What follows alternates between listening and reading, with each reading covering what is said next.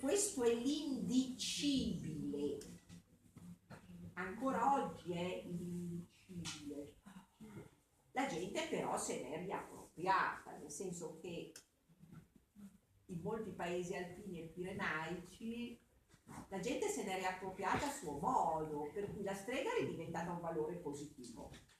Si fanno queste bambole a forma di strega che ci sono in tantissime case, ma la cosa più carina che a me è successa è quando già diversi anni fa, perché adesso è conclamata, andai al mercatino di Natale di Bolzano, dove chiaramente al mercatino di Natale è pieno di santi, madonne, angioletti, presepi, pastori, cammelli e streghe sulla scuola.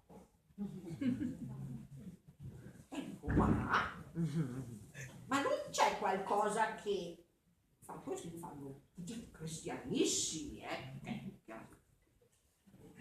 perché mi fanno? Tu trovi? Io no, io per niente. E questi, se voi andate in tutti i mercatini di Natale trovate le streghe venute dappertutto. Quindi io dico sempre, ciò che si butta fuori dalla porta prima o poi torna sempre dalla finestra. E quindi di fatto quando si parla di streghe si riempiono le sale, perché la gente questa cosa la sente.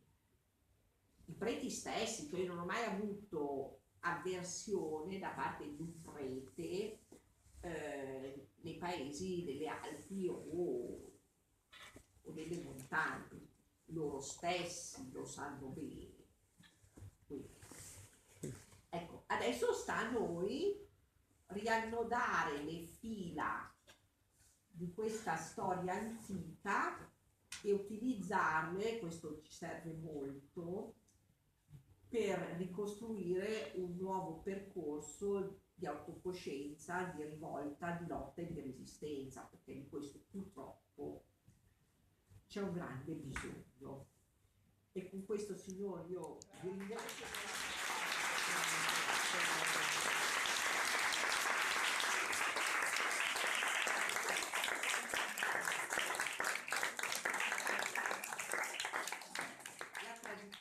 Antica voleva che il giorno dell'Epifania, perché la signora è la gran madre, signora di tutti gli animali domestici e selvatici, tant'è vero che al sabato di Sibiglia e Pierina dicono partecipano tutti gli animali, perché la gran madre è Artemide, è Cibele, che ha gli animali selvatici, è Reizia, vabbè. E quindi la tradizione era che il giorno dell'Epifania a Sant'Eustorgio, che è questa chiesa fuori le mura, andassero con tutti gli animali domestici a farli benedire.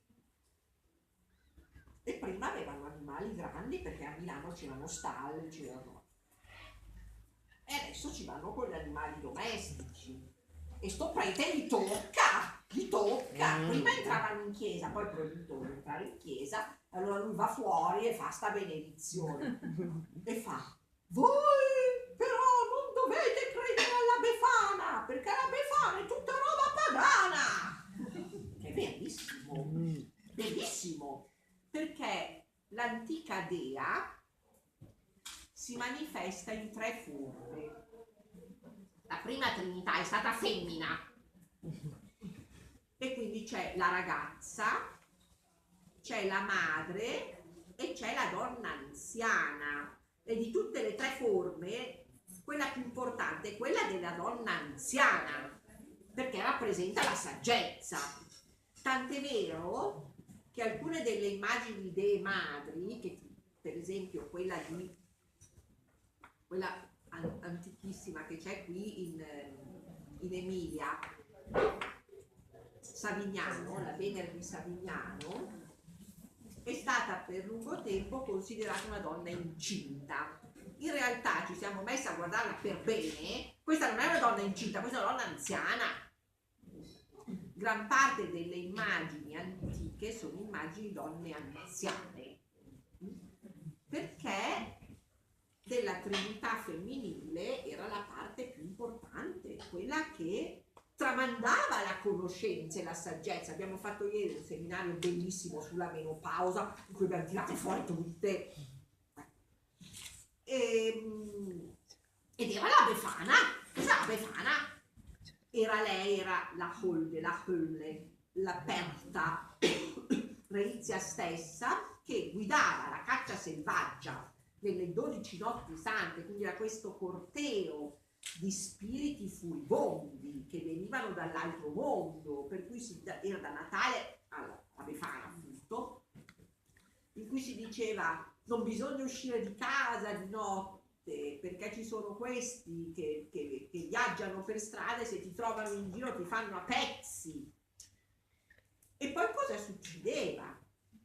Che all'ultima notte la Befana, la Dea Madre, nella sua manifestazione di spirito dell'oltretomba che ti accompagna verso un'altra vita, entrava dal camino, e le streghe entrano ed escono dal camino per andare al sabba, e portava i doni ai bambini, quindi faceva in modo che il ciclo della vita, morte, morte e rinascita si potesse di nuovo avverare portando doni ai bambini. Una volta non era Natale che si ricevevano i doni, era alla Befana, da sempre. E quindi la Befana è la capostrega assoluta e non hanno mai potuto tirarla via. Se pensiamo anche a Roma, che è pure una città, questi hanno il culto della Befana. La Befana c'è sempre stata e quindi la gente cerca come può di conservarsi i suoi simboli. C'è la Befana, la capostrega, certo, che vola sulla scopa, c'è tutta l'iconografia.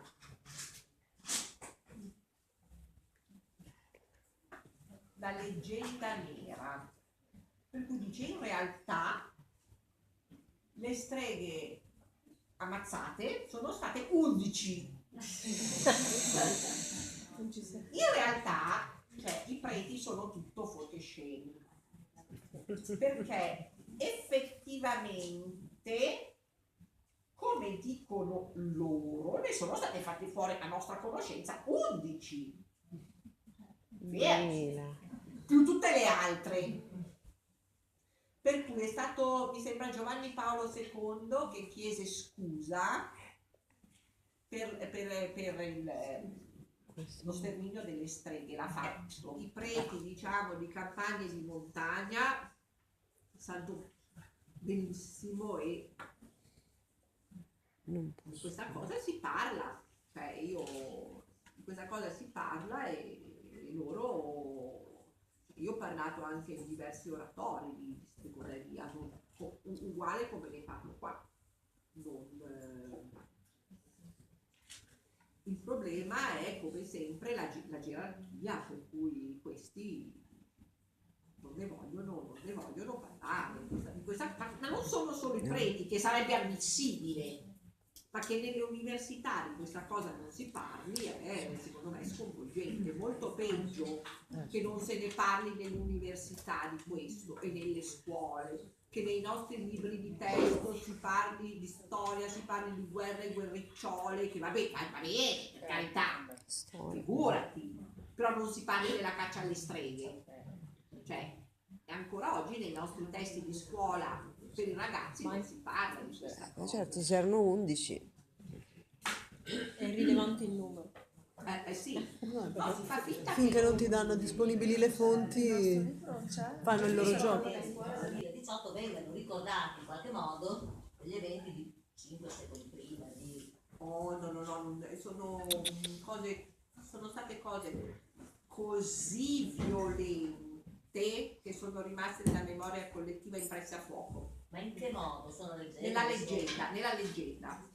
E poi anche nel ricordo, cioè tu lo sai che è chiaro che sta gente non scriveva, quindi ecco, sono racconti però sono rimasti, cioè, sono leggende e storie, però per dire, mi ricordo quando sono andata in questo paese in Val d'Aosta dove abbiamo fatto un sentiero etnografico su questa strega, la quale lei era una bellissima donna che veniva da fuori e lei, quindi non aveva famiglia, era specializzata nella cura dei foruncoli.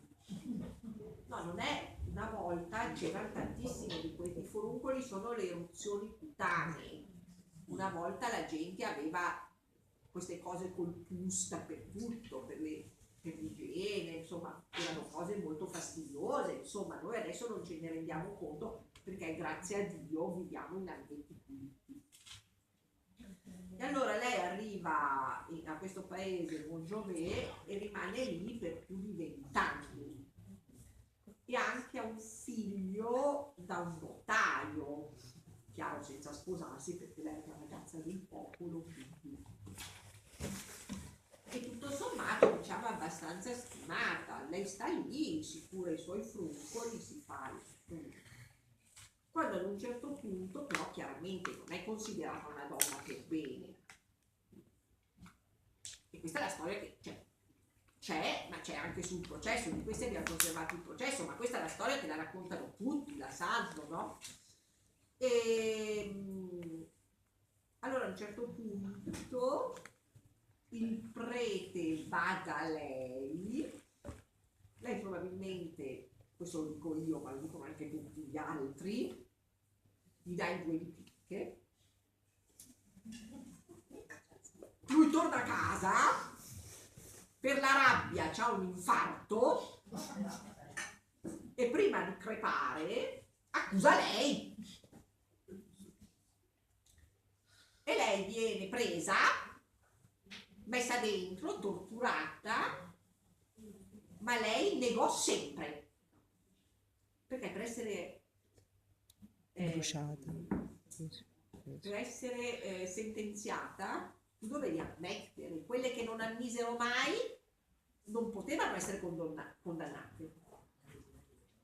E lei non ammise mai.